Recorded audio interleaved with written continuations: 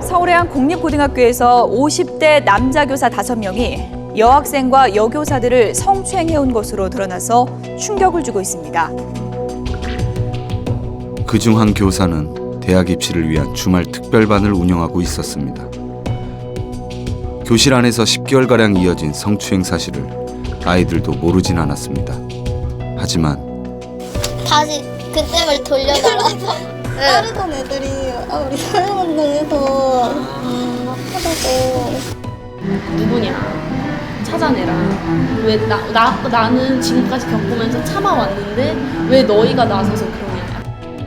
피해 받는다고 그 선생님 나가면 우린 어떻게 되나 했는데 왜 신고했냐라는 애들도 제일 많았고 비난의 화살은 피해를 입은 학생들에게까지 쏟아졌습니다. 몇몇은 피해 학생을 찾아가 이렇게 따져 묻기도 했습니다.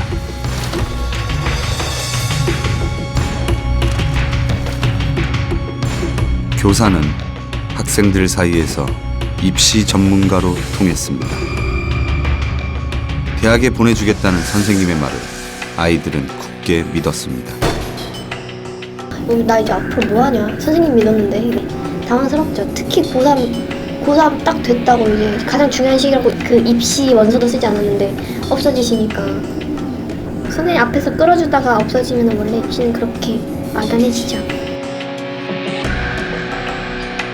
선생님이 워낙 진학으로 유명한 선생님이었고 욕심 날 수밖에 없죠. 그 선생님 믿고 이제 입시 하나 하겠다고 맨날 직접적인 정보를 주시니까 너 이 정도 성적이면 여기 정도 갈 수 있어 이렇게 목표가 다 눈앞에 대학 이름이 딱 눈앞에 있는 거니까. 좀만 참으면 되는데 대학교를 달린 건데 대학교 그게 끝이었어요. 그냥 대학교. 그땐 대학교 중요했어요. 대학이라는 이름 앞에서 누군가의 상처는 보이지 않았습니다. 입시라는 숨막히는 경쟁 속에서 뒤돌아볼 여유는 더더욱 없었습니다. 그렇게 아이들은 서로가 서로에게 가해자가 됐습니다. 사실은 모두가 피해자일 뿐인데 말입니다.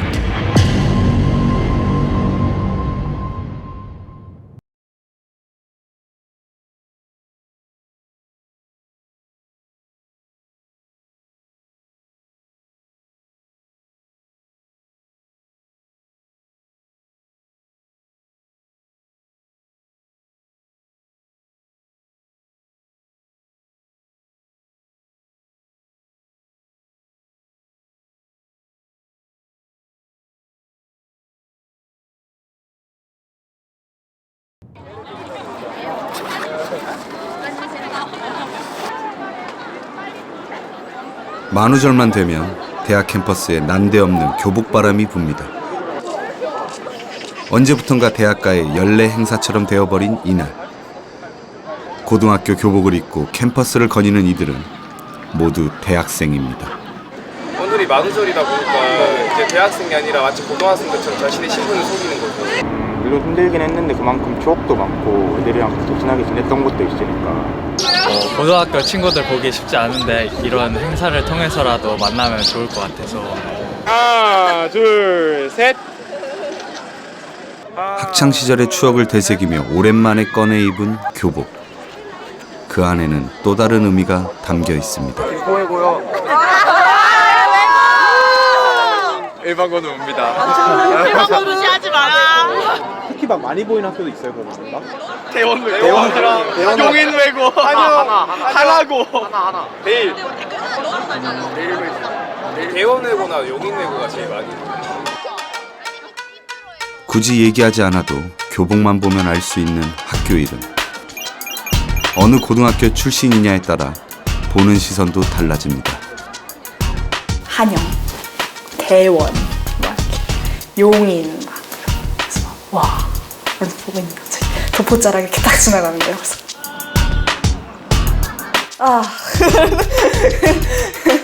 기 진짜 많이 죽었었어요. 좋은 학교일수록 학교 마크가 크기는 해요. 이제 남들이 들으면 다 알만한 학교였고 또 그런 선배들도 다 알고 이러다 보니까 어느 학교 나왔어? 이래서 제가 대답을 하면은 약간 오 뭐 이런 분위기였어서 너 대원외고였어 하면서 약간 놀라는 반응이 좀 있어요. 아 역시 뭔가 좀 잘 하더니 역시 명문외고 출신이구나. 저는 제가 좋은 고등학교 나오면 하고 싶을 것 같아요. 자랑.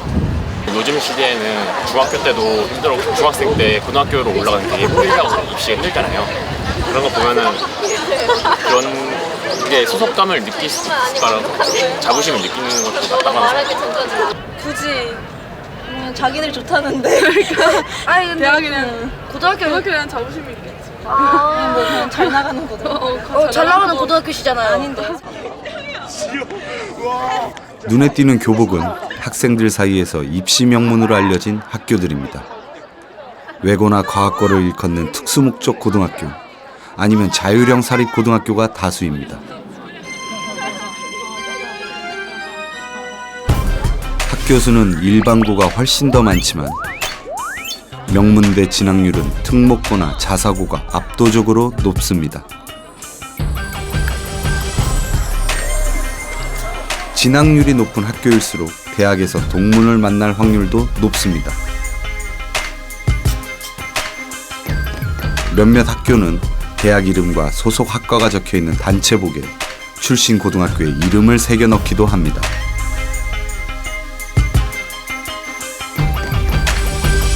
과시하려고 맞추는 건가? 좀 나는 너와 다르다라는 걸 보여주기 위해서. 자기는 그래도 이런 고등학교 출신이었다. 그래서 나는 지금 비록 이 대학에 있지만 너네들과 출신이 뭔가 다르다. 그런 게 좀 돼 있는 것 같아요. 위안받는 것 같아요. 나는 이렇게 사람들이 인정해주는 길 위에 있다. 네. 나는 외고를 나왔고 어느 좋은 대학을 갔고 그 와중에 있다 라는 걸 위안받고 싶어서 더 뭉치고 더 티를 내고 하는 거죠. 일반고를 간 게 되게 막 창피한 일은 아닌데 주위에 워낙 외고가 많고 너 어디 나왔어? 여기 외고. 아 거기 외고야 이러면서 막 고등학교 얘기를 하니까 거기에 끼어들 수 없는 거예요. 그래서 굳이 이제 대학교까지 와서 예전에 내가 가졌던 그런 신분을 좀 이렇게 표현을 해야 될까. 진짜 대학에 와서 다양한 친구들 만나야 되는데 그런 걸 새기면 거기서부터 약간 선을 긋는 게 아닐까라는 생각이 들어요.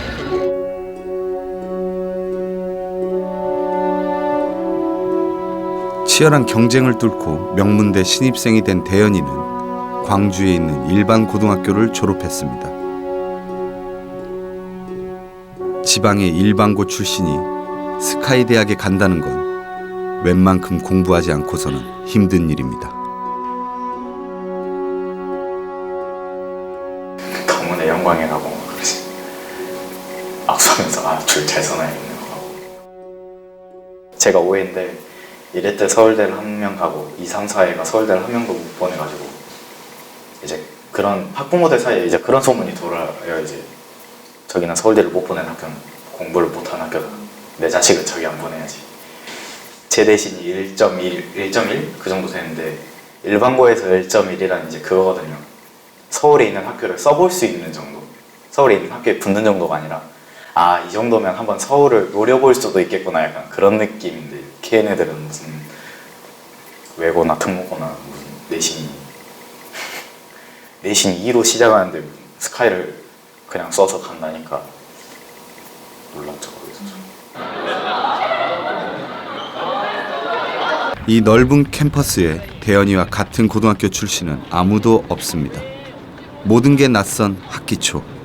동문이 많은 친구들은 끼리끼리 쉽게 어울리고 선배의 도움을 받기도 하지만 대연이는 오롯이 혼자 힘으로 대학 생활에 적응해야 합니다. 그래도 나는 이 환경에서 이 정도까지 뚫고 왔으면 대단하다라는 생각이랑 와 그래도 어떻게 뚫고 왔는데 이제 여기에서 오면 완전 밑바닥 까는 거 아니야 라는 막연한 두려움이랑 이제 두 개가 항상 왔다 갔다 하죠. 내 자신을 칭찬해주고 싶을 때는 그래도 난 여기 뚫고 여기까지 온 사람이다. 난 대단한 사람이다. 한없이 우울해질 때는 밑바닥 인증이 되려나. 대학생이 된 지 이제 겨우 3개월. 처음부터 다른 환경에서 시작한 대학 생활이 앞으로는 얼마나 더 벌어질까 대현이는 걱정부터 앞섭니다. 학벌주의가 대학교에만 존재하는 게 아니라 이제 고등학교, 중학교, 초등학교, 유치원까지 내려오는 상황에서 비슷한 것 같아요. 이제 학교의 이름만으로도 브랜드 가치가 있어가지고 저기 학교다 하면 와 대단하다 하면 굳이 어떤 등을 찾지 않아도 그 학교 자체가 이제 명문이라는 그런 타이틀을 다는 사회가 된 것 같아요. 그래 이런 코스를 밟아온 애들이 대부분 많은데 내가 여기로 와가지고 진짜 잘 할 수 있을까 그런 두려움이 갈수록 커지는 거죠. 출신 학교는 대학 생활에서의 경쟁력으로 이어지기도 합니다. 출신 학교에 따라서 성적이 달라요. 실제로도 학점이 다르다는 얘기예요. 학교 이제 버스 셔틀줄을 이제 서다 보면은 특히 학기 초에 과학고에서 오는 새내기들인 것 같아요. 근데 뭐 이번에 봤던 뭐 퀴즈라든지 시험에 대한 이야기를 해요. 그러면서 야 걔는 뭐 일반고인데 그래도 꽤 잘했더라. 막 뭐 걔 1등은 뭐 어디 과학고고 2등은 어디 과학고고 막 하면서 막 일반고 평균은 몇이고 과학고 평균은 몇이래. 막 이런 얘기를 하더라고요. 그럼 과거 애들한테 모여서 걔네 중심으로 약간 스터디가 이루어진다거나 특히 막 시험 기간 전에 걔네 중심으로 너 어디야 이런 식으로 그러니까 누구랑 친한 애에 따라서 학점이 바뀌어요. 근데 초급 중국어, 초급 스페인어 이런 거 다 외고에서 다니는 애들 다 해가지고 다 양민학살 하는 경우가 있었거든요. 그거 해가지고 그거에 대해서 반대 여론이 되게 심하고 이래서 이제 막힌 걸로 알고 있는데 일반고보다 외고나 과학고 출신에게 유리한 외국어 강의처럼 특정 고등학교 출신이 학점을 싹쓸이하는 경우를 양민학살이라 부릅니다. 저는 좀 좌절감이 들었어요. 아, 그냥 출발점이 다르구나. 같은 대학에 왔어도 출발점이 다르구나라고 생각해서 그러니까 이게 같은 내용을 처음부터 배우는 거면 그래도 좀 괜찮겠는데 아예 이 학생들은 미리 배우고 왔던 내용을 복습처럼 하는 거니까. 취업 경쟁에서도 고등학교의 힘은 무시할 수 없습니다. 동문회를 통해 형성되는 인맥과 정보는 취업 준비생들에게 실질적인 도움을 주기도 합니다. 무슨 외고팸, 뭐 민사고팸 이런 식으로 약간 걔네끼리 네트워크를 많이 형성을 하고 아무래도 거기 안에서 또 정보가 많이 나오고 그거를 1, 2학년 때는 별로 좋은지 몰랐거든요. 뭘 또 대학교 와서까지 저렇게 그런 데 가지 막 이랬는데 실제로 주변에서 뭐 선배가 인턴 자리를 소개시켜준다던가 이렇게 약간의 추천인의 이름을 이제 써줄 수 있게 커넥션이 형성이 되고 어디 기업에 필요한 스펙 같은 거라던가 이번에 어디 기업에서 채용하는데 내 소개로 하면은 아마 거의 될 것 같다고 이런 글도 올라오고 컨설턴트를 내가 하고 있는데 내 후배면 더 좋을 것 같아 바로 알려줄게 이런 식으로 한 번씩 올라오는 경우가 왕왕 있었던 걸 봤었거든요. 그래서 그런 걸 보면서 고등학교 인맥이 사회적으로 정말 중요한 자산이 될 수도 있겠다라는 생각이 들면서 또 한편으로는 굉장히 무서워졌던 기억이 있습니다. 이러한 일들이 가능한 건 사회에서 힘있고 잘나가는 선배들이 그만큼 많다는 뜻이기도 합니다. 특히 법조계를 비롯한 고위직 공무원은 특목고인 외국어 고등학교가 독식하고 있다고 해도 과언이 아닐 정도입니다.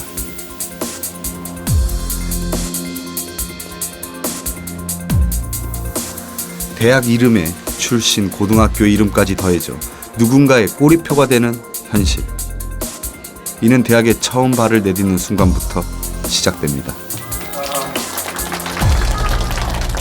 대학 16학번 97년생 김세인이고요. 입학식 날 전국에 있는 외고 이름들 다 들어본 거예요. 게임 같은 거 할 때 막 편가르기 그런 거 하잖아요. 그래가지고 편가를 때 막 그러면 특목고랑 일반고랑 이렇게 해서 나누자 그럴 때 일반고 한 4명 있는데 여기 7명, 8명 이렇게 있는 거예요. 술 게임 할 때도 외고 마셔. 외고 일반고 마셔.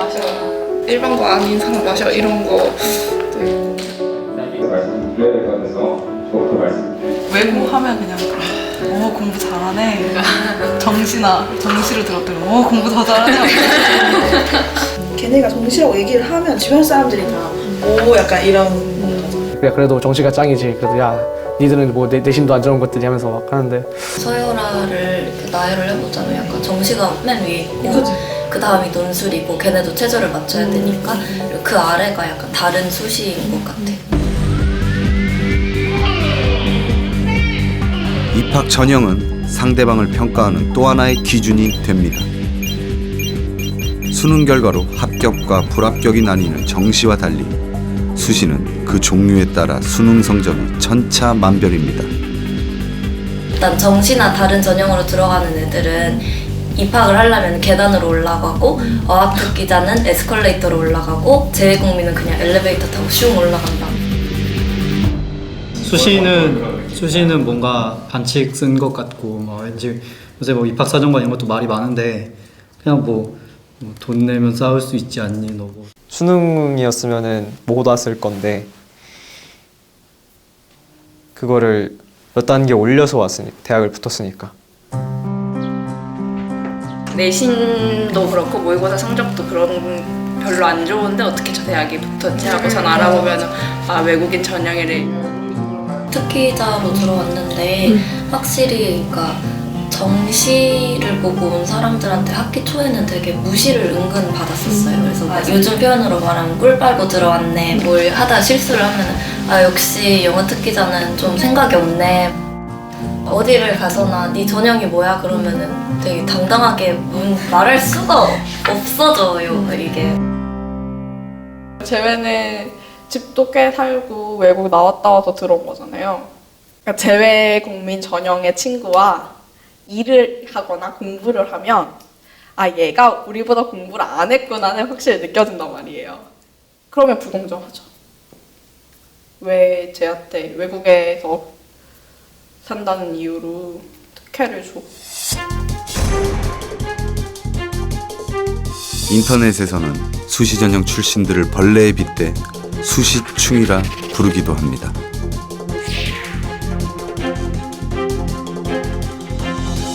어떻게 뽑았길래 이런 학생들이 들어올까? 왜냐하면은 나 고등학교 다닐 때 정말 얘보다 똑똑한 학생들이 반에서 10명 넘었던 것 같은데 왜 이런 학생들을 뽑아놨지? 박탈감이 들 수밖에 없죠. 난 이렇게 열심히 공부 들었는데 쟤네들은 참 쉽게 들어온다. 네. 나보다 못하는 애가 나랑 같은 학교를 들어왔다. 그냥 그거 자체가 억울하죠. 나는 노력해서 들어왔는데 쟤는 낫다. 아무래도 못했으면 노력을 덜했다 이렇게 생각이 되니까. 논술로 붙었으면 학원빨, 돈빨 이렇게 생각하는 사람도 있고 상대적으로 수능밖에 없었던 친구들의 이 뭔가 좀 안 좋은 감정이 있는 것 같아요. 친구가 그러는데 2번의 기회를 가진 거 아니냐고 너네는. 자기는 하나밖에 없었는데.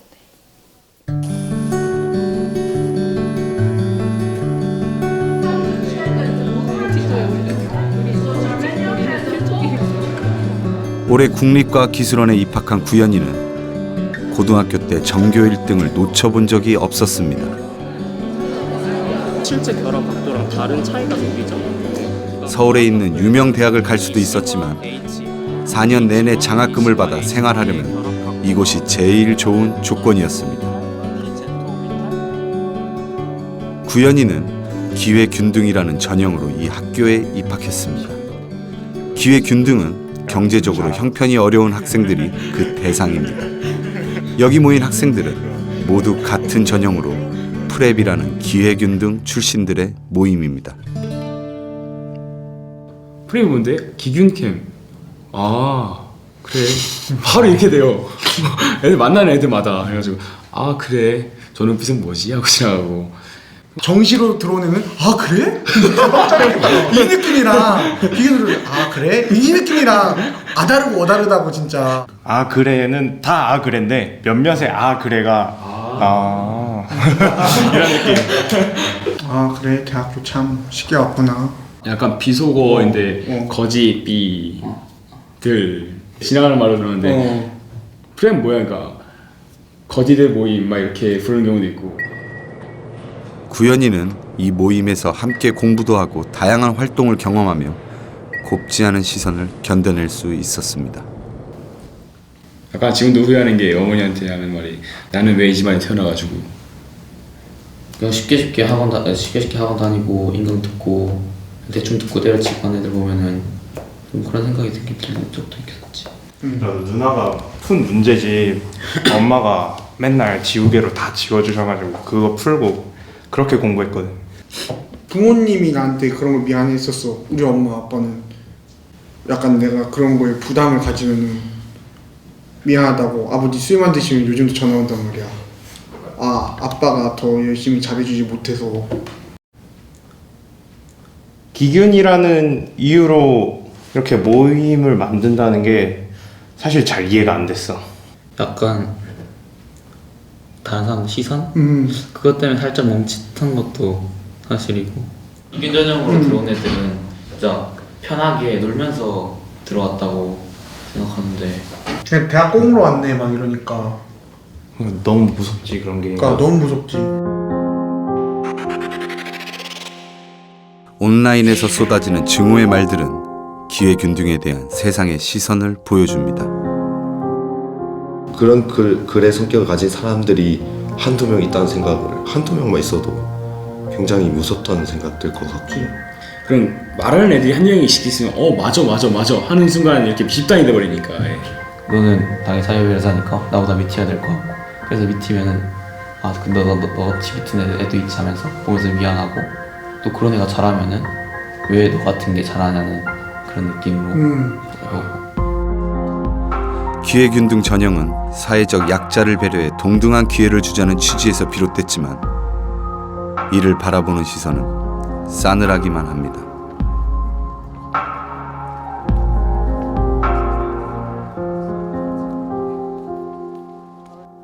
이제 좀 허심탄회하게 제가 농어촌에서 왔다 기회균등을 밝혔어요. 그걸 밝혔는데 이제 그냥 거기 있는 친한 친구들 생각해서 이렇게 입시 이런 얘기하다가 야 너 농어촌으로 온 애가 뭔 말이 많아 이런 식으로 얘기해서 그때 생각을 했죠. 애들이 생각을 하는구나. 이렇게 날 알게 모르게 낮게 보는구나. 난 여기에 좀 못 섞이겠구나 라는 생각 가지게 됐거든요.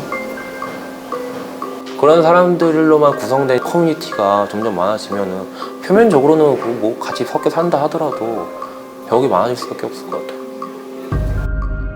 그러니까 만약에 발제나 시험이나 했는데 좀 이제 점수를 못 받거나 막 이랬는데 나중에 알고 보니까 그 중에 한 명이 기회균형이 있었으면은 그래 역시 이런 얘기가 나오는 경우가 있었어요 저는. 근데 그것도 약간 그냥 꿀 빨고 왔다 이런 인식이 있으니까 경쟁률이 높다 보니까. 그래서 맨 처음에 합격을 했을 때는 이거 전형을 친구들한테 말하면 안 되겠다 그렇게 생각을 했었어요. 하지만 같은 전형이라 하더라도 그 안에는 또 다른 차이가 존재합니다. 제가 지균이라고 하니까 그런데 너는 자사고에서 지균이잖아 이렇게 말하는 거예요. 그 말은 그러니까 너도 괜찮다 이런 거잖아요. 지균이나 기균은 이제 마이너스 요소인 거고 자사고는 플러스 요소인 거예요. 그러니까 기균인 학생 같은 경우는 마이너스지만 자사고 지균 같은 경우에는 마이너스 플러스가 상쇄되기 때문에 그냥 0이라는 거죠. 출신 고등학교와 전형은 과외 아르바이트를 구할 때도 중요한 자격이 됩니다. 실제로 과외를 구하고 있는 2명의 학생이 직접 전화를 걸어봤습니다.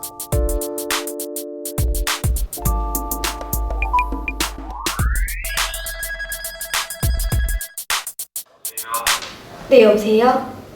네, 여보세요? 네, 저 과외 구한다는 거 보고 연락드렸는데요. 저 실례지만 고려대학교 무슨 과세요? 그러고 고등학교는 혹시 외고 나오셨나요? 네, 저 서울 명덕외국어 고등학교 졸업했습니다. 아니요, 외국어 고등학교는 안 나왔고요. 그냥 일반고 졸업했습니다. 특목고도 아니고요. 일반고 졸업하셨어요? 네. 그러면 네. 다시 한번 알아보고 네. 연락 드릴게요. 외고를 졸업한 학생은 전화를 끊고 2시간 만에 과외를 시작하자는 연락을 받았습니다. 하지만 아무런 연락도 받지 못한 일반고 출신은 다른 아르바이트를 알아봐야 했습니다.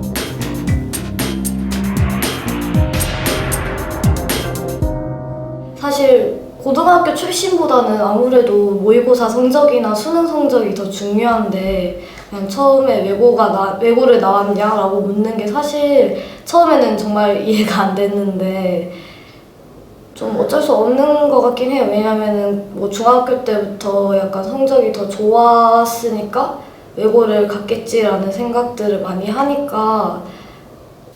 제가 과외를 구할 때도 실제로 일반고 출신이라고 하면은 저는 영어를 잘 못한다고 생각하시는 경우가 되게 많더라고요. 그리고 당연히 수시 출신일 거다라고 생각하시고. 근데 과외 구할 때 항상 여쭤보시거든요.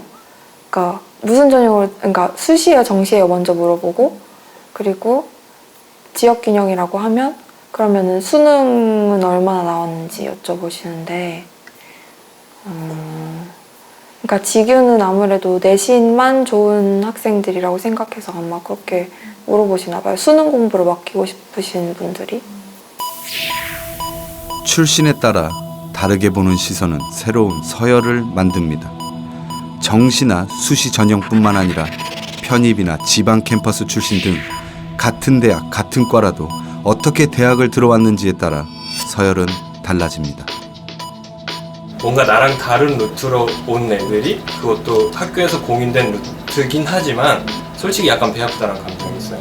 제 생각이 불합리하다는 걸 아는데 당장 내가 그릇인데 싫다는 생각이 들어요.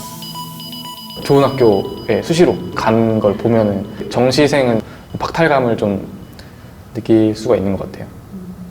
쟤네는 나처럼 이렇게 맨날 밥 먹는 시간 줄여가 잠자는 시간 줄여가면서 안 한 것 같은데 됐다 뭐 이런 느낌? 일종의 보상 심리 아닐까요?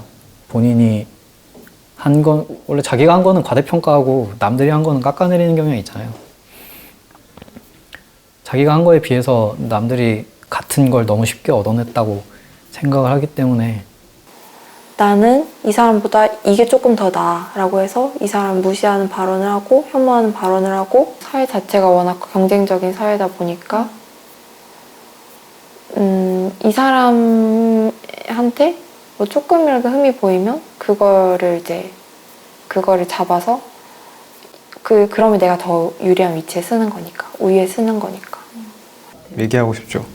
뭐라고? 다르다고. 그거는 같은 경쟁이 붙었을 때는 당연히 나를 어필해야 되는 건 당연한 거니까 그때는 얘기하고 싶죠. 그리고 내 능력이 더 뛰어나다 당당하게 말하고 싶죠. 그게 나쁘다고 생각 안 해요. 뭐 그만큼 저도 노력했고 과거에 노력했던 것도 보상심리가 있으니까. 그래도 나는 너보단 더 열심히 했다라는 그런 게 있는 것 같아요. 자기가 내가 그래도 고등학교 때 다른 애들 다 놀 때 나는 이만큼 열심히 해서 앉아서 공부했는데 그런 아닌 애들보다는 내가 조금이라도 더 대보단하지 않겠어? 대학은 고단했던 지난 시간에 대한 보상이었습니다. 열심히 노력한 만큼 좋은 대학에 가야 했고 좋은 대학에 가려면 성적을 올려야 했습니다. 성적은 곧 노력의 대가였습니다. 그리고 노력에 따라 다른 보상을 받는 건 어쩌면 당연한 일이었습니다. 수업 시간 끝나자마자 정치했을 거니까 전교 1등부터 이름을 쫙 부르는 거예요. 그래서 갔죠, 저도.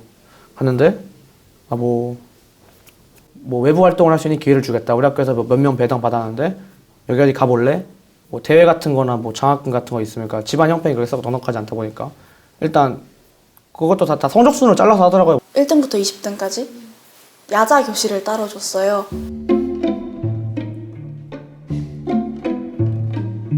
자율학습을 할 때 그 공부 잘하는 소위 말하는 탑 애들 반에만 선생님을 넣어주세요. 과외 선생님처럼. 중간에 모르는 거 있으면 얘네만 가르쳐라. 한 10명만 전교에서. 그러니까 엄청난 혜택이죠. 별거 아닌 것 같아도 그 친구들은 질문도 할 수 있고 그런 건데 사교육 받듯이 다른 친구들은 못하니까 시험에 들어갔다가 2학년 왔는데 제 성적이 떨어지니까 밀려난 거죠. 좀 되게 부끄러웠죠. 왜냐면 애들끼리는 다 야, 너 시험반 됐어? 시험반 됐어? 이렇게 물어보잖아요. 그러면 아니 나 안 됐어 이러면 물어본 사람도 되게 불편하고 대답한 저도 약간 민망하고 좀 되게 거기서 같이 있다가 밀려나서 제가 좀 뒤처졌다는 느낌? 그래서 좀 기분이 좋지는 않죠.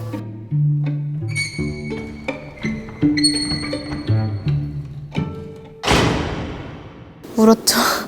다들 울죠. 왜냐면은 베리타스 잘리면 뭔가 인생이 끝난 것 같고 다시 올라가기 힘든 그런 자신감 하락? 그런 게 되는 것 같아요. 그래서 조금 부끄럽기도 하고. 다시 올라갔잖아요. 네. 그때는 어땠어요? 그때도 무섭다고 느꼈어요. 왜냐면은 제가 올라갔다는 건 제 친구가 잘렸다는 거잖아요. 제가 붙어서 다행이긴 한데 한편으로는 제가 붙은 반면에 누군가 잘렸다라는 게 무서웠어요. 상반 하반으로 나눈다면 저는 하반이었단 말이에요. 근데 하반이니까 모르는 게 당연하겠지 약간 이런 것도 있고, 그리고 상반 애들도 은근히 되게 얘기할 때마다 하반 이러면서 일부러 굳이 이렇게 나누는 게 네, 그게 자꾸 서로 견제하는 게 보이니까 알게 모르게 상처를 많이 받았던 적이 있죠. 조별 활동이란 걸 하잖아요. 그러면은 선생님도 이렇게 마음이 급하시니까 본심이 나오시나 봐요. 저 애 아무것도 시키지 말라고. 너네 점수 떨어져. 쟤 시키면 점수 떨어져. 차라리 쟤 시키지 마. 제외하고 가. 이렇게 말씀을 하세요. 진짜 솔직히 아니 쟤네들이 잘 해줘야 내 점수가 잘 나올 텐데 그 친구들이 안 하는 것까지 이제 제가 다 담당을 해야 되다 보니까 되게 그냥 몸도 많이 힘들었고, 그리고 저 친구들은 왜 그러지? 왜 남한테 자꾸 피해를 주는 것 같지? 이런 생각이 들었어요. 대학만 가면 모든 게 끝날 줄 알았습니다. 하지만 이곳은 또 다른 경쟁의 시작일 뿐입니다. 대학을 가야 하는 가장 큰 이유, 바로 취업 때문입니다. 대학을 졸업해도 일자리 구하기는 만만치 않습니다. 고등학교 때 진짜 그거 하나만 보고 3년을 하루에 한 5시간씩 그 정도씩 자면서 했으니까, 그런데 막상 와보니까 또 아닌 거예요. 앞으로 한 거 이상으로 더 해야지만이 자신이 원하는 겨우겨우 원하는 수준에 도달하는 거죠. 좋은 학교, 소위 외고, 특목고 이런 데는 학교에서 신경을 되게 많이 써주잖아요. 그래서 스펙은 그 친구들한테 밀리고, 수능 성적은 이제 재수생들한테 밀리고, 그리고 이제 내신은 농어촌 친구들한테 밀릴 것 같으니까 난 뭘로 승부해야 하나라는 생각을 많이 했었어요.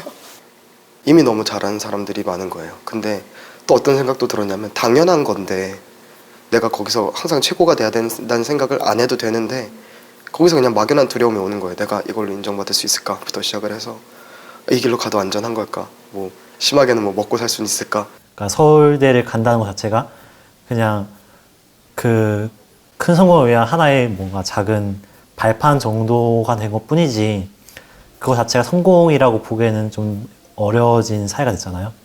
그래서 다들 더 각박해졌기 때문에 좀 더 빨리 태어날 걸, 시대를 잘못 탔구나, 이런 생각을 종종 하게 되는 것 같아요. 시작부터 전운이 감돕니다. 곧 있을 수강 신청에 한 학기에 학점이 달려 있습니다. 말고 그래. 안 된다 생각해 그냥. 맞아. 수많은 경쟁자를 물리치고 지금 마케팅 몇 대 몇일까? 원하는 과목을 수강하려면 3.7 0.1초라도 빨리 접속해야 합니다. 살려주세요. 한 번만 듣고 승부가 갈리는 건 순간입니다. 야, 손에 땀나. 진짜 일찍 가자.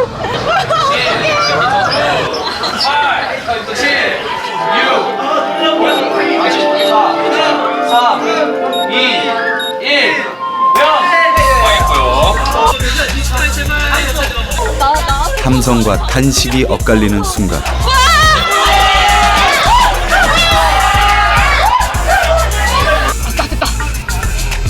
망했다. 야 같이 망했다. 야 하나도 안 된다.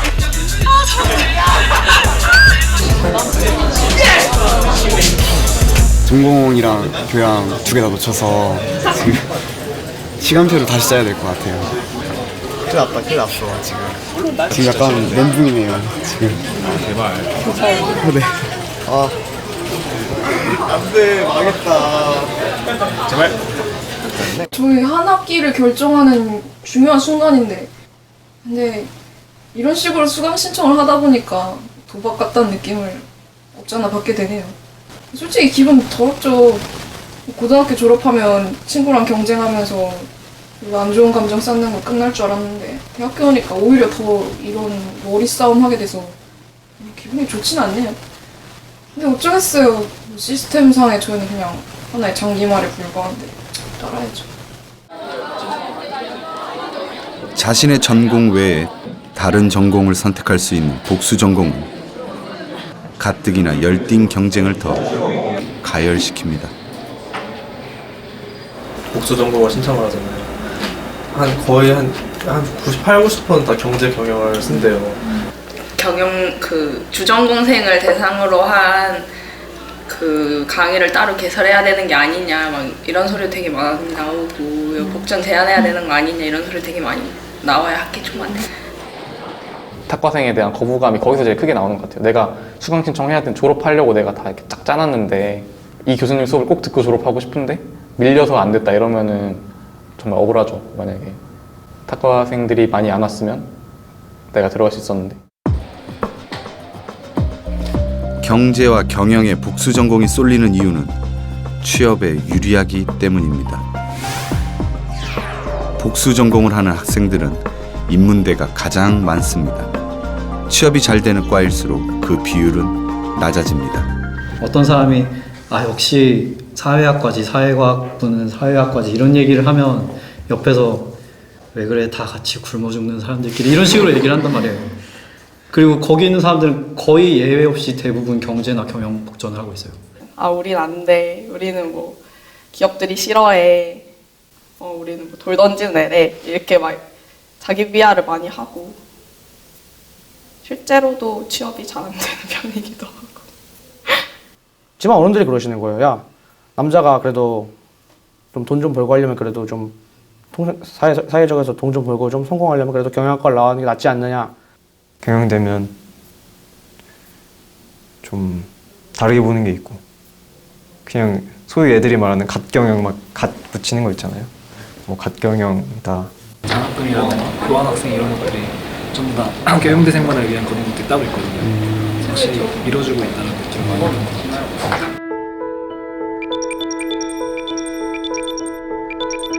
취업이 잘 되는 학과는 대학에서도 지원을 아끼지 않습니다.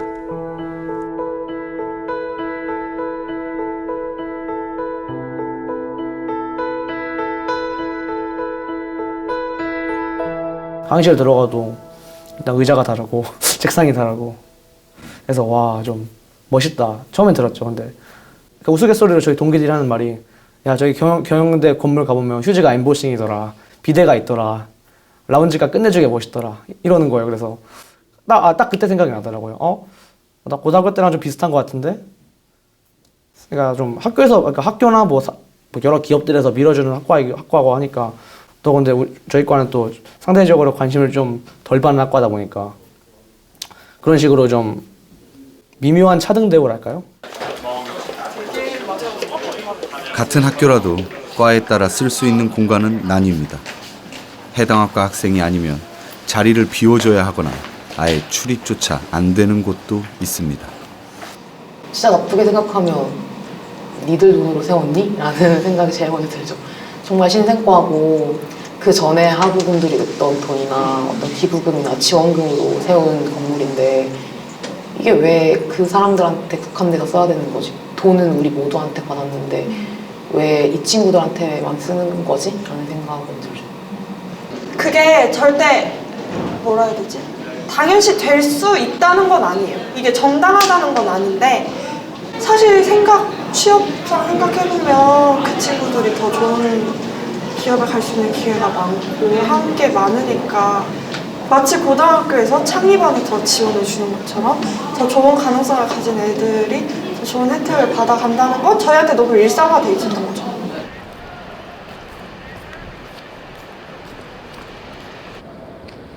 취업이 잘 되는 과는 대학 내에서도 서열이 높은 학과에 속합니다.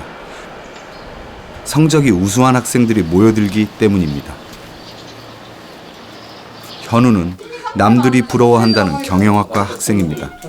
하지만 자신을 경영학과라고 소개하는 일은 아직 낯설기만 합니다. 맞아. 이 문제에 대한 얘기를 한번 해볼까? 다른 과에서 경영학과로 옮긴 전과생이기 때문입니다. 일단 경영학과긴 하니까 막 경영인의 밤 막 이런 거 있잖아요. 그런 거 보면은 못 가죠. 당연히 못 가죠. 아는 사람들도 없고 살짝 소외감 같은 거 느꼈었죠. 말할 사람 있었으면 좋겠다 그런 생각도 하고.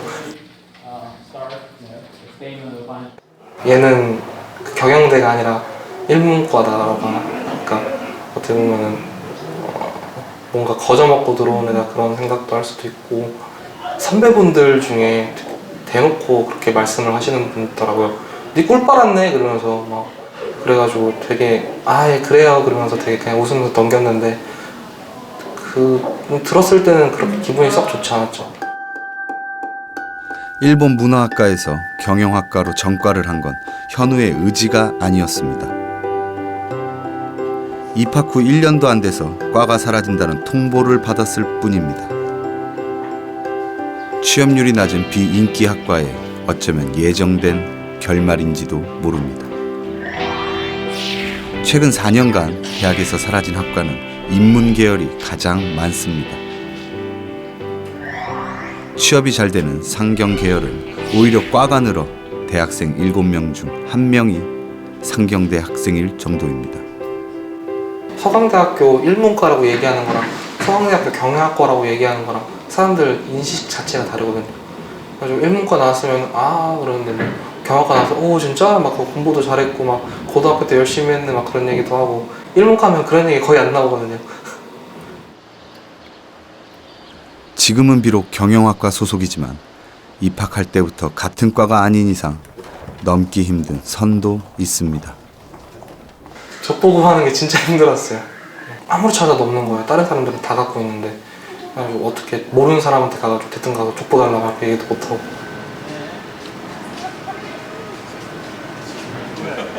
이 과 공동체라는 게 경제학과 확실히 있기 때문에 그런 의도하지 식의 않은 의도하지 그런 않은 소외가 그런 있어서. 위화감이 있지. 거시경제 원론을 들었을 때 그 나보다 어린 애들, 그러니까 나는 그때 시작한 거고 그 경제학과 1학년생들이 많이 들어. 근데 경제학과 1학년생들이 자기들끼리 시험 날 내가 딱 갔는데 혼자 공부하고 갔는데 걔네들은 그 전날에 자기들끼리 족보를 다 돌려서 다 풀고 온 거야.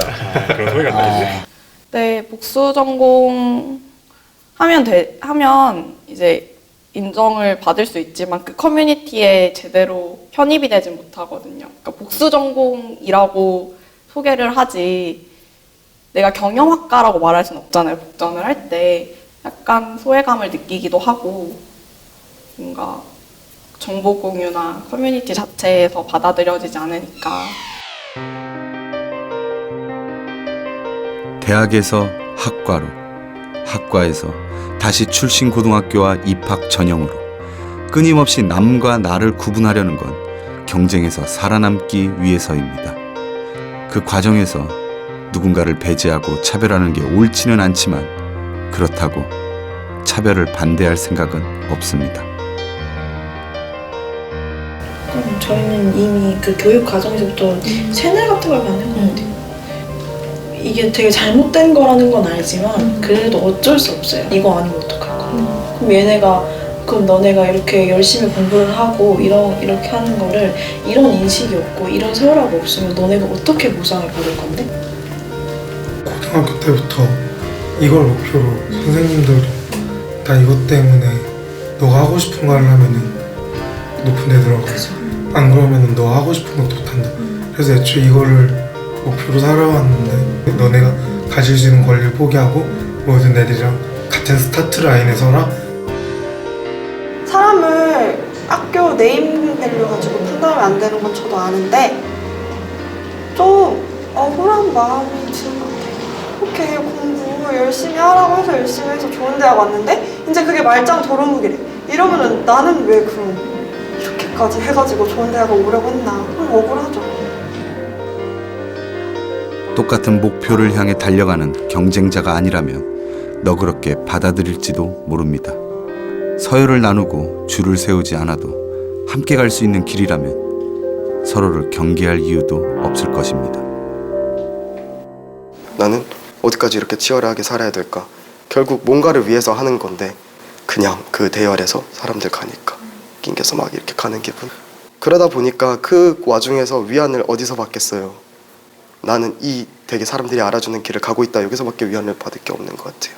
내가 얘보다 더 좋은 학교에 나왔기 때문에 더 낫다. 그 내에서 또 내가 얘보다 더 입결이 높은 과에 들어갔기 때문에 더 능력이 좋다. 그 안에서 또 내가 얘는 복수전공생 편입생이니까 약간 이민자 느낌이라면 나는 원래 여기 들어온 그냥 정시로 혹은 수시로 들어온 애니까 내가 얘보다 훨씬 낫다.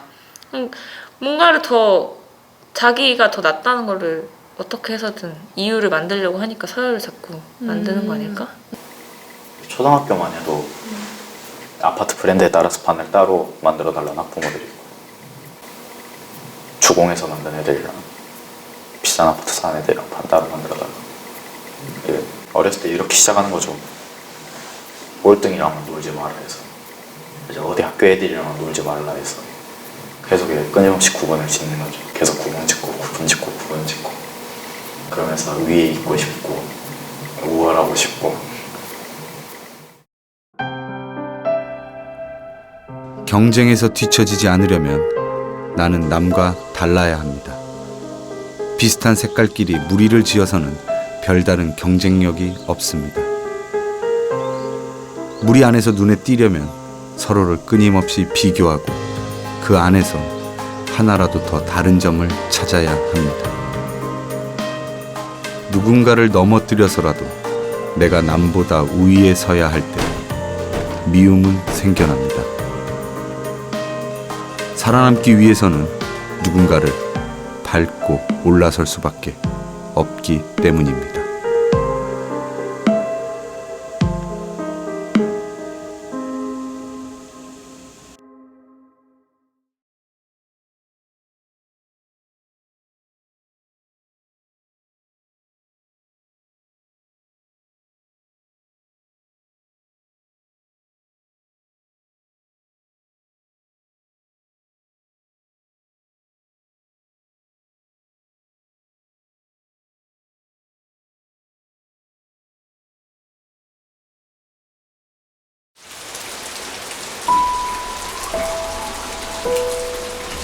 사람들 틈에서 외롭지 않고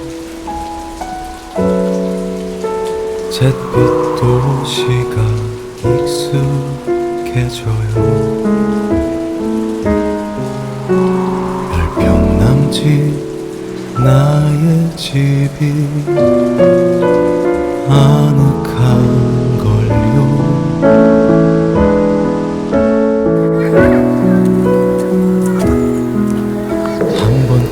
멋지게 살고 봤는데 이제는 많이 지치나 괜찮다고 말